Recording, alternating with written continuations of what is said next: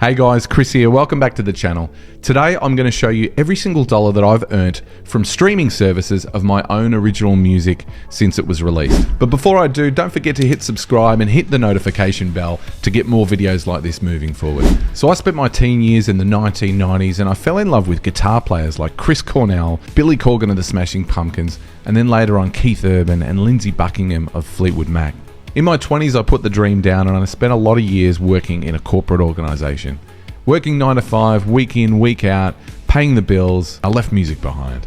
But it was in my mid-30s when I got the bug to get back into music again and I started recording my own music.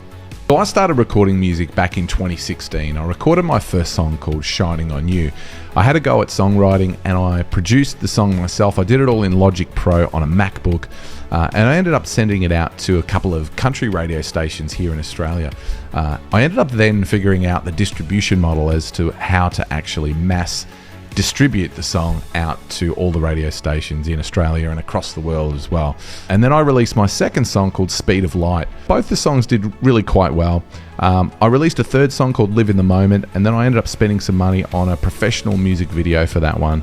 I then released the song City Lights, and then I released an EP which had all the songs on it called Brand New Fire. After that, I released the song Paradise and Born to Fly. So I've essentially built a little bit of a catalogue of music. So it's been on Spotify and all the other streaming services for quite a while. I go through TuneCore, and TuneCore will distribute your music out to every single streaming service there is practically. So today I'm going to show you how much money I've earned off each of those songs by opening up my TuneCore account and showing you how much money I've earned.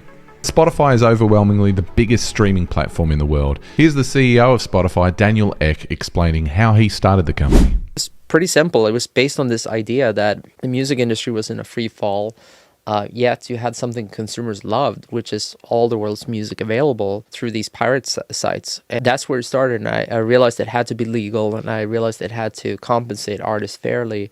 It took like 3 years to get all the licenses done, and then we launched, and then it took another like 3 or 4 years before we were able to launch here in the US. And as of right now, Spotify pays its artists between 0.003 cents and 0.004 cents per stream. And although the music industry has moved towards streaming, a lot of artists still are not happy with it. And here's Snoop Dogg telling his story. In the streaming world, I can show you right now. They just sent me some shit from Spotify where I got 1 billion streams, right? My publisher hit me. I said, break that down. How much money is that? That shit ain't even $45,000. That's crazy. So that gives you a bit of an idea as to what superstars like Snoop Dogg are getting for billions of streams.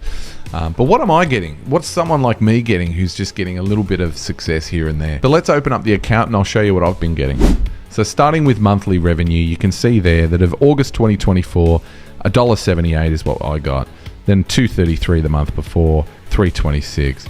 So you're kind of averaging $3 a month at the moment in terms of revenue coming in for the current catalogue of songs I've got.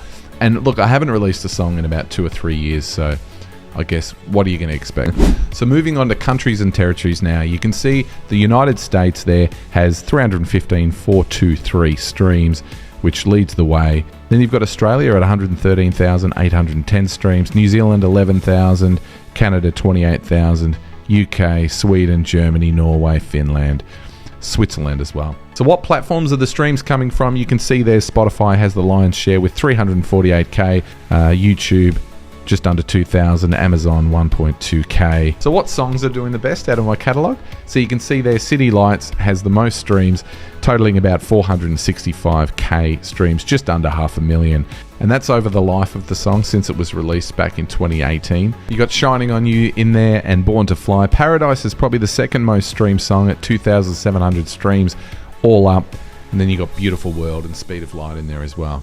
So when you look at the total amount of money that I've earned from my songs since 2016 when I started releasing songs. Here we go. Drum roll.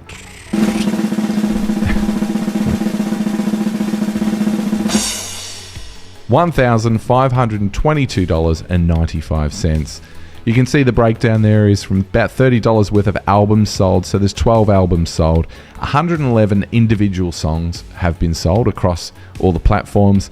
You can see 479,814 streams across all the platforms, and then the total earnings there being $1,522.94. So you can imagine, being an artist nowadays, you can't really rely on streaming revenue alone. Although if you're a well-known artist and you're getting billions of streams on your songs, and if that's continuing on sort of month to month to month, there could be some possibility to earn some really good recurring revenue rather than initial revenue of people buying albums. You're actually getting it in recurring revenue on your Spotify account every month. But that's just what I think, guys. Let me know your thoughts in the comments on the streaming industry. Let me know if you've had any experiences yourself with streaming and revenue. Let me know what you think of the video, and we'll see you on the next video. Cheers.